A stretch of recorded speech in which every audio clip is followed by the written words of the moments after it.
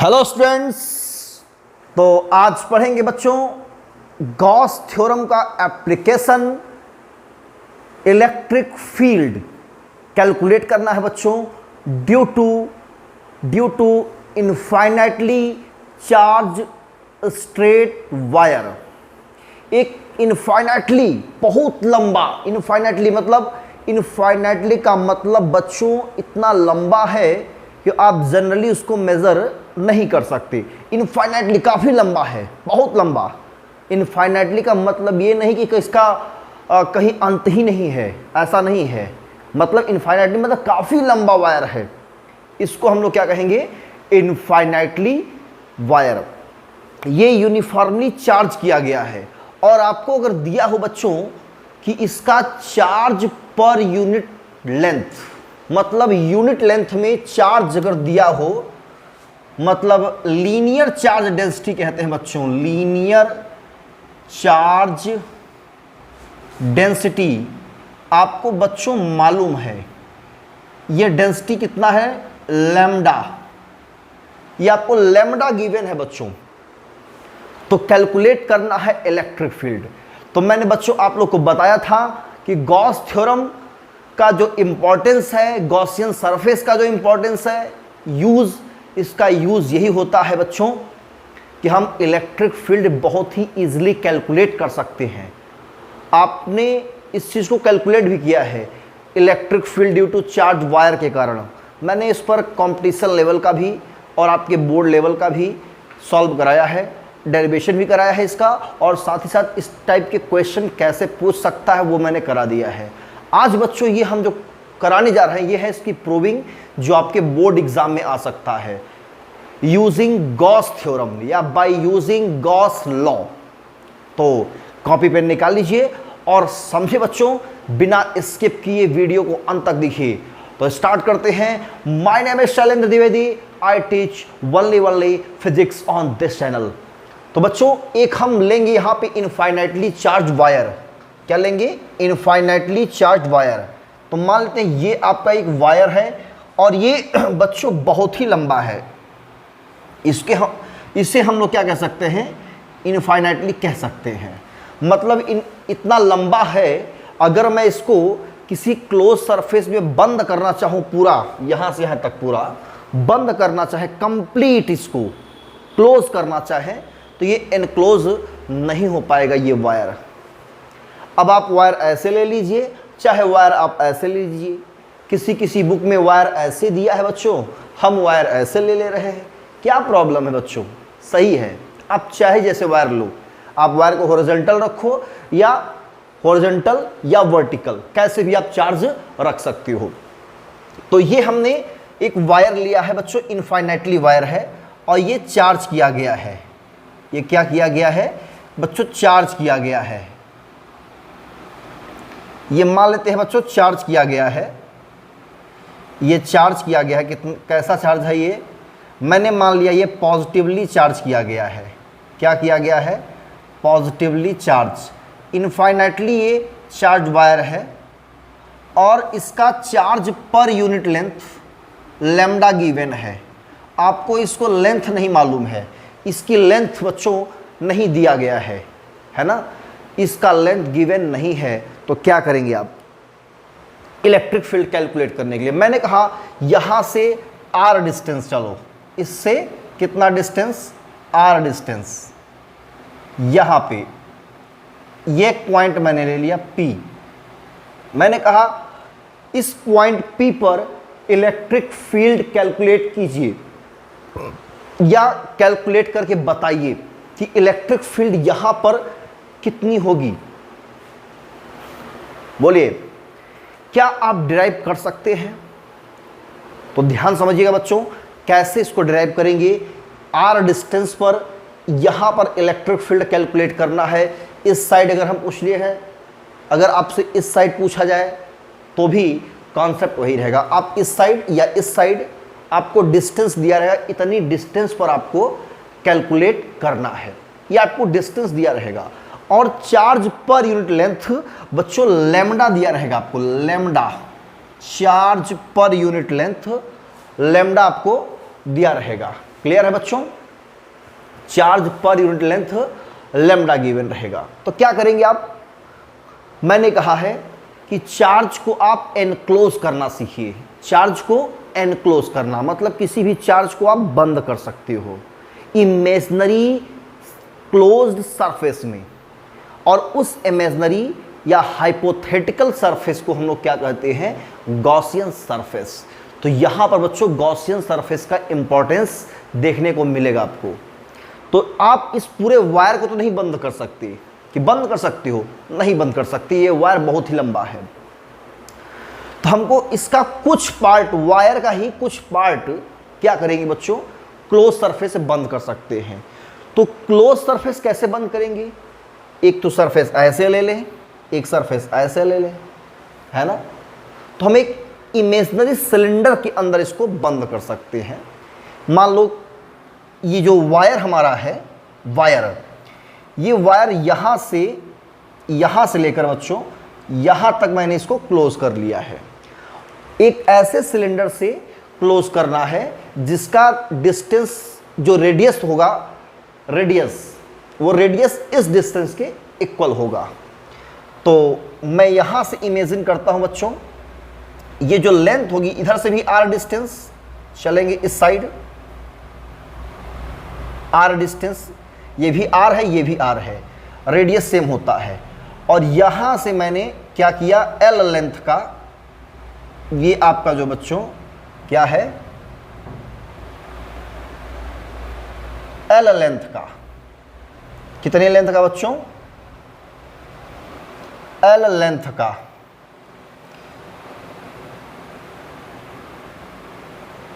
l length का और r radius का, ये लेंथ कितनी है, l है, और रेडियस कितना है बच्चों, r है। देखो ये मैंने एक इमेजिनरी सिलेंडर में इसको बंद कर दिया, इतना वायर, और इस वायर का लेंथ जो होगा इस सिलेंडर के लेंथ के क्या होगा, बराबर होगा। थोड़ा इसको और अच्छे से हम ड्रॉ कर देते हैं, थोड़ा सा आर्ट वीक है मेरी, ठीक है ना, थोड़ा सा और इसको जो है ऐसे, ये कुछ ज़्यादा हो गया है, थोड़ा सा। ये आपका बच्चों बन गया सिलेंडर, ठीक है ना। कैसा लग रहा है सिलेंडर? तो मैंने इस तनी वायर को, इनफाइनाइटली लंबा है और इतना लेंथ लेकर के, ये लेंथ कितना मैंने मान लिया, ये लेंथ l है, इतना लेंथ बच्चों हमने वायर का लेकर के उसको क्लोज कर दिया इमेजिनरी सरफेस से, बंद कर दिया। मतलब इधर से बंद है, इधर से बंद है, इधर से चारों तरफ से बंद है, ये कर्व सरफेस आपका है, ठीक है ना। तो मैंने बंद कर दिया, चलो एक काम तो हो गया। अब हमको सोचना है कि ये पॉजिटिव चार्ज है, इतना तक सोचो, इसको छोड़ दो, इतना पॉजिटिव चार्ज है यहाँ से, ये इसका सेंटर है, यहाँ इसका सेंटर है, ठीक है ना। तो ये जो पॉजिटिव चार्ज है यहाँ से यहाँ तक, क्या इस पॉजिटिव चार्ज के कारण इलेक्ट्रिक फील्ड होगी? कहोगे यस, जहाँ पे चार्ज है उसके सराउंडिंग इलेक्ट्रिक फील्ड होती है कि नहीं।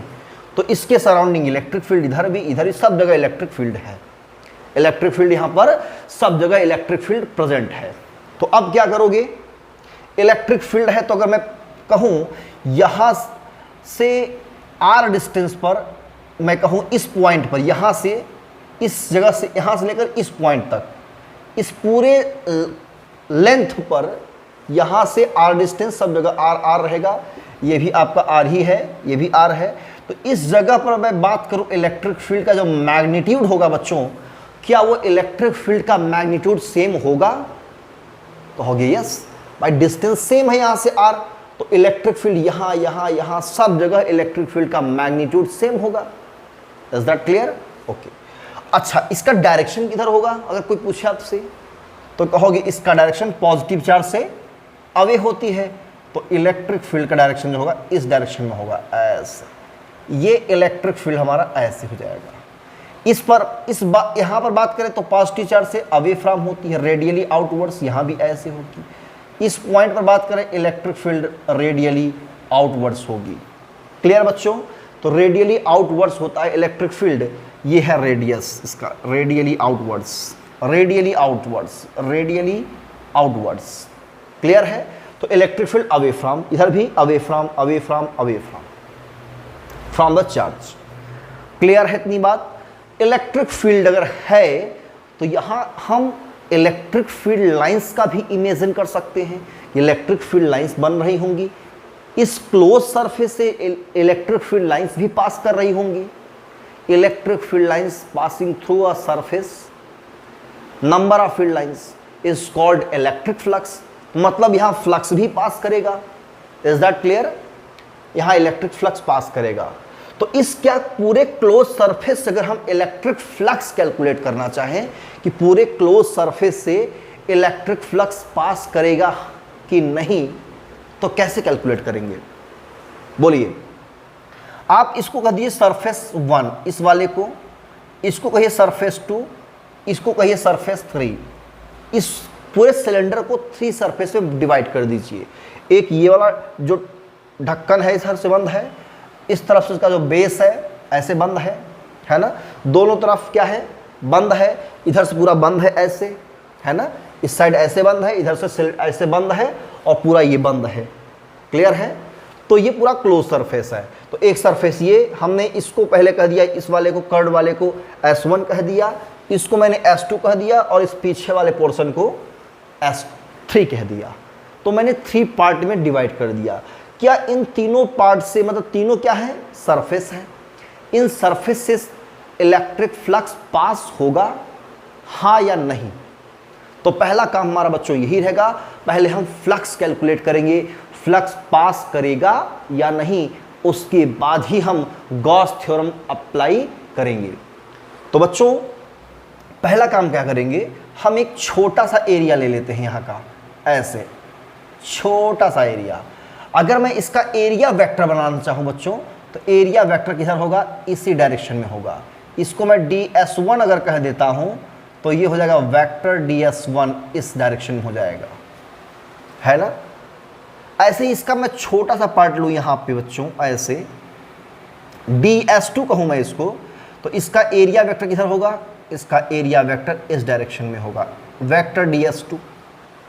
ऐसे मैं स्मॉल पार्ट बच्चों यहाँ पे लो, छोटा सा पार्ट यहाँ पे, तो इसका एरिया वेक्टर किधर होगा बच्चों? इसका एरिया वेक्टर किधर होगा? ds3 इधर हो जाएगा। इतनी बात आपको समझ में आ रही है? अगर आप भाई छोटा सा ऐसे है, ये ऐसे देखो, ये वायर है, ऐसे सिलेंडर है, तो ये पूरा एरिया है बच्चों, ऐसे एरिया है, तो इसका एरिया वेक्टर इधर, इसका एरिया वेक्टर इस डायरेक्शन में। सही बात है। इसका ऐसे है, तो यहाँ हमने इस सरफेस पे लिया है, इलेक्ट्रिक फील्ड ऐसे है, एक छोटा सा एरिया लिया, एरिया वेक्टर भी ऐसे है, सेम डायरेक्शन में एरिया वेक्टर है बच्चों। तो इस पॉइंट पर अगर बात करेंगे एरिया, इस यहाँ से लेकर यहाँ तक सब जगह अगर ऐसे बात करेंगे, ऐसे कर्व में, तो भी area vector electric field same direction में होगा। तो इस कर्व वाले कर्व्ड पोर्शन पे अगर हम कितना भी एरिया ले, छोटा छोटा एरिया, स्मॉल एरिया, सब जगह उसका एरिया वेक्टर और इलेक्ट्रिक फील्ड का डायरेक्शन सेम होगा। लेकिन इस वाले पोर्शन पे और इस वाले पोर्शन पे एरिया वेक्टर इधर, इलेक्ट्रिक फील्ड इधर। अगर इलेक्ट्रिक फील्ड इधर लेते हैं इस साइड, तो इलेक्ट्रिक फील्ड इधर, एरिया वेक्टर इधर, इलेक्ट्रिक फील्ड इस डायरेक्शन में, एरिया वेक्टर इस डायरेक्शन में। हमेशा यहाँ पर देखने को क्या मिल रहा है, इस सरफेस से एरिया वेक्टर इधर जा रहा है और इस सरफेस से एरिया वेक्टर इस डायरेक्शन में जा रहा है। इलेक्ट्रिक फील्ड हमेशा किधर है? अवे फ्रॉम, मतलब इससे 90 डिग्री पर हमारा इलेक्ट्रिक फील्ड बन रहा है। यहाँ पे कितना एंगल बन रहा है बच्चों? 90 डिग्री एंगल पर इलेक्ट्रिक फील्ड बन रही है। तो अब कैलकुलेट करना है हमको फ्लक्स, तो इससे फ्लक्स और इस कर्व वाले से फ्लक्स और इससे फ्लक्स जो पास हो रहा है उसको क्या करेंगे, हम सब ऐड कर देंगे। अभी मैंने छोटे से एरिया से बात किया, फ्लक्स पास करेगा। अगर इस पूरे एरिया से निकालना हो तो क्या करेंगे, छोटे छोटे छोटे पार्ट से मैं मान सकता हूं कि ये बना है, और छोटे छोटे पार्ट से मिलकर अगर बना है तो सबका सम कर देंगे, तो पूरे एरिया से हमारा, इस कंप्लीट एरिया से फ्लक्स कितना निकल रहा है वो कैलकुलेट हो जाएगा। ऐसे ही इसको छोटे छोटे पार्ट से मिलकर बना मान सकते हो, तो छोटे छोटे पार्ट से फ्लक्स कैलकुलेट करके अगर सम करोगे सबका तो पूरे एरिया से टोटल फ्लक्स निकल आएगा। उसके बाद ऐसे ही इसका छोटा पार्ट लिया है, छोटे छोटे पार्ट, इसका जब सम करोगे तो पूरे कर्व सरफेस का जो एरिया होगा उससे फ्लक्स कितना पास कर रहा है वो फ्लक्स कैलकुलेट हो जाएगा। क्लियर है? तो आप छोटे छोटे एरिया अलग अलग करोगे, छोटे छोटे एरिया का फ्लक्स निकालोगे इंडिविजुअल, तो बहुत लॉन्ग टाइम लगेगा, बहुत ही कह सकते हो डिफिकल्ट होगा, प्रॉब्लम क्रिएट होगी। तो क्या करते हैं ऐसे केसेस में बच्चों, छोटे छोटे एरिया को ऐड करने के लिए किसी एक एरिया का हम इंटीग्रेशन कर देते हैं। क्या कर देते हैं? इंटीग्रेशन। और इंटीग्रेशन कर देंगे मतलब सभी एरिया का सम हो जाएगा। तो पहले यहां से कितना फ्लक्स पास होगा, तो कहोगे वेक्टर E डॉट ds2 कितना फ्लक्स पास होगा, तो पूरे एरिया से। तो डायरेक्टली मैं लिख रहा हूं टोटल इलेक्ट्रिक फ्लक्स। मैं टोटल इलेक्ट्रिक फ्लक्स लिख रहा हूं बच्चों, इंटीग्रेट करके। टोटल इलेक्ट्रिक फ्लक्स कितना होगा बच्चों? कहोगे इलेक्ट्रिक फील्ड कितना है सब जगह, यहां से यहां तक, मैग्नीट्यूड्स क्या होगा? सेम होगा, वेक्टर E। ठीक है, डॉट स्मॉल एरिया की बात करें ds, पूरा हम एरिया, कंप्लीट एरिया का एक छोटा सा पार्ट ds मान के चलते हैं, कंप्लीट पूरा, ये अब इंडिविजुअल अलग नहीं, तो इसको वेक्टर ds करेंगे। अब इसका अगर हमको कंबाइंड नेम लिखना है बच्चों, मान लो ये पूरा एक एरिया है S एरिया है पूरा, ये पूरा S एरिया है, तो इसका छोटा पार्ट क्या होगा? ds। अगर इस ds से फ्लक्स हम मानते हैं E डॉट ds, तो इस पूरे सिलेंडर से कितना फ्लक्स पास करेगा? कहेंगे सरफेस इंटीग्रेशन। सरफेस इंटीग्रेशन मतलब close surface E dot ds, ऐसा हो जाएगा। अब जो हमारा ये सिलेंडर है 3 पार्ट में बटा है बच्चों, जब 3 पार्ट में बटा है यहाँ पे, तो इसको भी 3 पार्ट में हम डिवाइड कर लेंगे। तो surface integration vector E dot ds1, ऐसे पहले सरफेस से S1 के लिए, plus surface integration vector E dot vector ds2 S2 के लिए, plus surface integration vector E dot vector ds3। Surface integration किया गया है। सरफेस मतलब क्लोज सरफेस, यहाँ बच्चों गोला जो लगा हुआ है इसका मतलब है क्लोज सरफेस के लिए। ठीक है ना? अब इन सबको क्या करेंगे आप? अलग अलग सॉल्व करेंगे इंडिविजुअल, और सॉल्व करेंगे, प्लस है सबका तो जोड़ देंगे। भाई ये क्या है? पूरे सिलेंडर का फ्लक्स। तो ये पूरे सिलेंडर का फ्लक्स 3 पार्ट्स बटा है, इस कर्व से इस साइड और इस साइड। तो अब क्या करोगे? इसको हम टोटल फ्लक्स फाई E मान लेते हैं, और ये हो जाएगा E डॉट ds1। तो इसको आप फैलाएंगे ना, तो A dot B AB cos theta होता है, तो E ds1 cos, यहाँ थीटा कितना होगा बच्चों?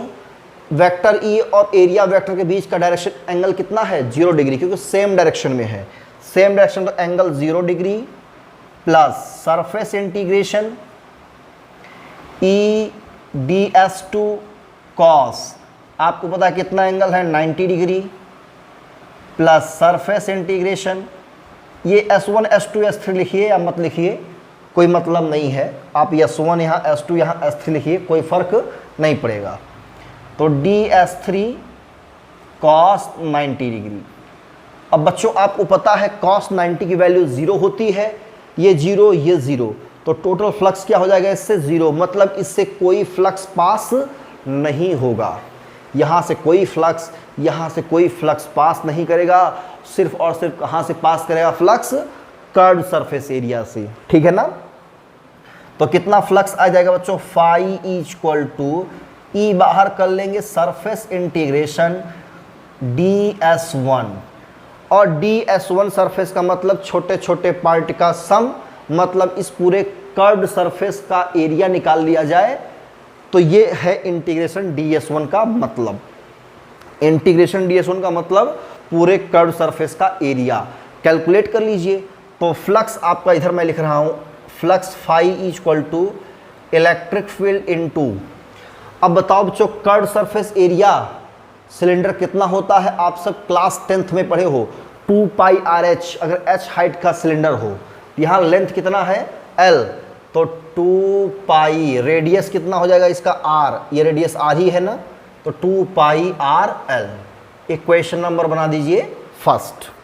इतना काम अगर आपने कर लिया बच्चों तो आपका सॉल्व हो गया। केवल आपको फ्लक्स कैलकुलेट करना होगा। जितने भी गॉस थ्योरम के एप्लीकेशन मिलेंगे सब में आपको फ्लक्स कैलकुलेट करना पड़ेगा। तो फ्लक्स कितना आ गया, phi equal to E into 2 pi are L. अब क्या करेंगे बच्चों, गॉस थ्योरम अप्लाई करेंगे। तो गॉस थ्योरम क्या कहता है, तो लिख सकता हूं according to Gauss law. Gauss law कहता है phi equal to Q by epsilon nought, Q by epsilon not, equation number second. बच्चों अब मैं इस साइड क्या करता हूं, इरेज करता हूं। आप लोग वीडियो को पॉज करके बच्चों नोट कर सकते हैं, इसको नोट कर लिया, वीडियो को पॉज करके इरेज करें। अब इसका काम हो गया है, ठीक है ना, वीडियो को पॉज करके आप लोग बच्चों नोट कर सकते हो, ठीक है ना, इसका काम हो गया है। अब केवल कैलकुलेशन बचा हुआ है, ठीक है। इरेज करें, तो चलिए मैं इसको इरेज करता हूं इस साइड से। तो यही है बच्चों गॉस थ्योरम, है ना, और इसका एप्लीकेशन, ये एप्लीकेशन नंबर 1 है बच्चों। इसके बाद 2 और एप्लीकेशन है, spherical shell charge plane sheet के लिए है। आपको पता है कि charge per unit length lambda equal to होता है q by l. So amount of charge निकालोगे lambda into l, equation number 3 ये हो जाएगा बच्चों। पढ़े हैं ना आप लोग, lambda equal to Q by l, तो q equal to lambda into l. ये क्यू की वैल्यू यहाँ रखेंगे सेकंड में, तो by equation second and third flux कितना हो जाएगा हमारा, phi equal to lambda l upon epsilon not, equation number 4। इतना फ्लक्स आया गॉस थ्योरम के अकॉर्डिंग। हमने फ्लक्स जनरली कैलकुलेट किया पुराने वाले कॉन्सेप्ट से, तो phi equal to E2 pi R L आया, और गॉस थ्योरम हमने अप्लाई किया तो फ्लक्स हमारा lambda L by epsilon not आया। दोनों ही फ्लक्स बच्चों सेम है, दोनों ही फ्लक्स क्या है, सेम है। आपस में इक्वल कर देंगे बच्चों, आपस में इक्वल कर देंगे और इलेक्ट्रिक फील्ड कैलकुलेट हो जाएगी। तो आप लोग ने यहाँ तक नोट कर लिया होगा, इसलिए इसको इरेज कर दे रहा हूँ बच्चों। तो by equation first and fourth तो क्या होगा बच्चों, lambda into l by epsilon naught equal to electric field into 2 pi are l. L से l cancel, 2 pi r divide कर दो, इलेक्ट्रिक फील्ड की वैल्यू आएगी lambda by 2 pi epsilon not into r. ये फार्मूला बच्चों मिल के आता है इक्वेशन नंबर 5। क्लियर हुआ बच्चों कुछ, यही है इलेक्ट्रिक फील्ड। डिराइव कर दिया मैंने, और आप लोग भी डिराइव कर सकते हो, बहुत ही बच्चों इजी है। तो आप लोग वीडियो को पॉज करते हुए आप लोग इसको नोट कर लीजिए और इसका नोट्स खुद से बनाए। यह है इलेक्ट्रोस्टैटिक का लेक्चर नंबर 16। इसके बाद 17 और 18 2 लेक्चर और कंप्लीट होंगे, उसके बाद फिर देखते हैं आगे, है ना। एरेस करते हैं बच्चों इस साइड भी।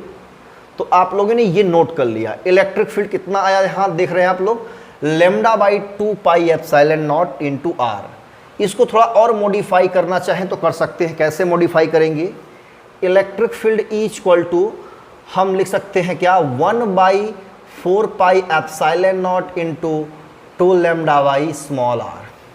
क्लियर है, ये लिख सकते हैं भाई, 2 से ऊपर नीचे मल्टीप्लाई कर दीजिए, थोड़ा सॉल्व करने में आसानी हो जाएगी न्यूमेरिकल्स, है ना।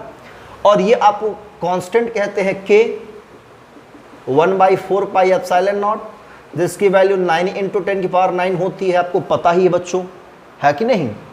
तो यहाँ इसके प्लेस पे के रख देंगे, इलेक्ट्रिक फील्ड है के 2 लैम्डा बाई आर, ऐसे लिख दीजिए 2 के लैम्डा बाई आर। तो यहाँ इलेक्ट्रिक फील्ड बच्चों इन्वर्सली प्रोपोर्शनल होती है आर के। इलेक्ट्रिक फील्ड इन्वर्सली प्रोपोर्शनल है आर के, मतलब डिस्टेंस जैसे जैसे बढ़ेगा वायर से इलेक्ट्रिक फील्ड डिक्रीज होती जाएगी। तो ग्राफ कैसा होगा इसका बच्चों? अगर ग्राफ की बात करें तो वेरी सिंपल ग्राफ होगा। Electric field versus distance graph plot करते हैं, आर इधर, इधर इलेक्ट्रिक फील्ड, तो ग्राफ हमारा किस टाइप का ऐसा हो जाएगा। ये है आपका graph electric field versus distance. तो इन्वर्सली प्रोपोर्शनल है, तो डिस्टेंस बढ़ेगा तो इलेक्ट्रिक फील्ड घटेगी, डिस्टेंस घटेगी तो इलेक्ट्रिक फील्ड बढ़ेगा। क्लियर है? तो ये था पहला एप्लीकेशन गॉस थ्योरम का, electric field due to infinitely charge state wire. Gauss theorem की हेल्प से मैंने डिराइव किया, आप लोग सीख गए होंगे। आई होप कि आपको ये अच्छा लगा होगा बच्चों। तो मिलते हैं नेक्स्ट क्लास में, सेकंड एप्लीकेशन पर डिस्कस करेंगे। तब तक आप लोग यहाँ तक नोट्स बनाएं, पढ़ें। मिलते हैं नेक्स्ट वीडियो के साथ, नए लेक्चर के साथ। तब तक all the best, thank you.